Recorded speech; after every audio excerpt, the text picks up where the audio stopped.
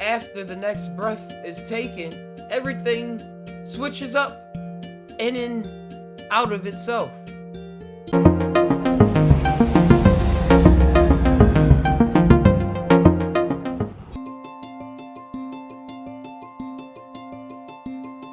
Day is breaking.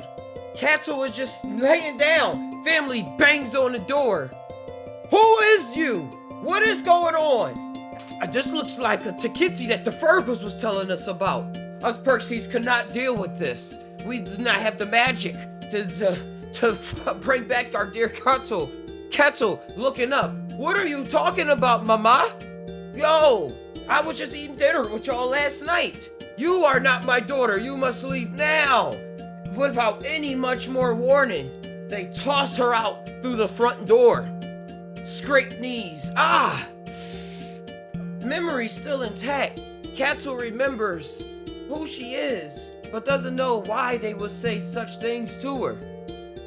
Leaves house, wanders around, wondering if anybody else will remember her. Are these neighbors or strangers? But too shy to speak, Catol strolls on.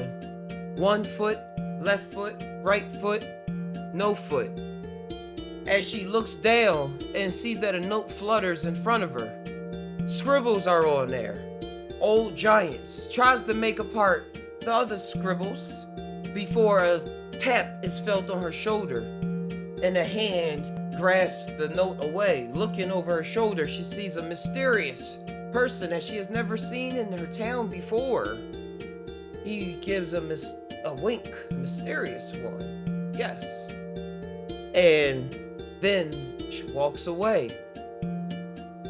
Catol is then brought back in memory of a story Grandpa once said of the giants and how they made a treaty with the humans and why they are now out west.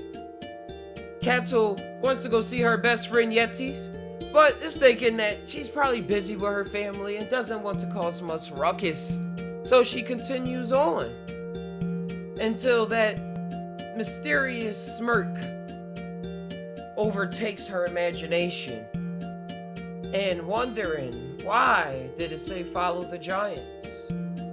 Could it have something to do with this blue flame that she is seeing protrude out of the moon? Never seen before. Curiosity glows and grows and glows all over her body. Catol thinks, if they don't even know me anymore, could they ever love me? I wonder if the giants know anything about the Takis, and if they can help describe what my parents were telling me about. I've never heard this story. What am I? Who am I? Catol follows the moon's mystic glow as it seems to light the path to the west. Will the giants know? Will they be able to tell me who I am? As she arrives in the west, she finds that they are sleeping.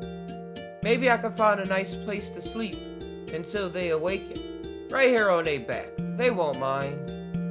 You know, since I'm not a Perksy anymore, that treaty shouldn't matter. The hole that she finds herself nearby starts to glow with a golden light. What is this? She peeks inside. Almost falling, losing footing. That very second, a silver, multicolored ship zips right over top of Catol, shining a bright light that engulfs Catol, rising her into its cabin. At this moment, Catol feels as though she has died. As she takes her next inhalation, her eyes open. Where am I? Not in the ship, but in a land where the colors are now talking. And the talking is now turning into geometry, bouncing off of vibrating waves that seemed to be full of its own life. But not long after the next breath is taken, everything switches up in and out of itself. What was now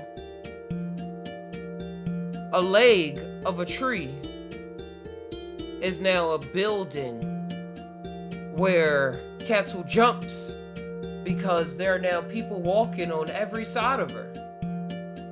Crowded.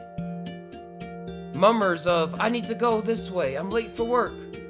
A next breath is taken, and now she is taken to a room where there are plants and vines hanging all over the ceiling. And there are technology that is intertwined with the plants. Purple tubes shine off of these plants, giving them a mystic glow as they are growing in patterns that Catol has again never witnessed. But before too much can be done,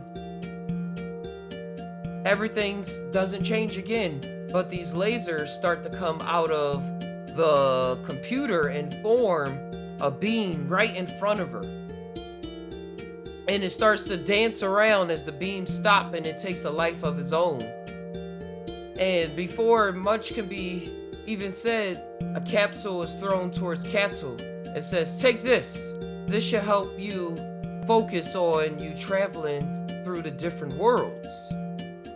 And without much hesitation, Catol swallows the pill and takes another breath, and the beam laughs. Yeah, you'll get used to it after a while. And then another beam starts to come out of the laser, but this time Catol tries to dodge him. Whoa, whoa, whoa! But the beam seems to put a mental control over Catol, and she cannot move her body anymore. And the lasers now scan Catol.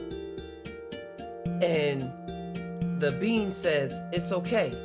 It's over. You're okay. So now what? Says Catol.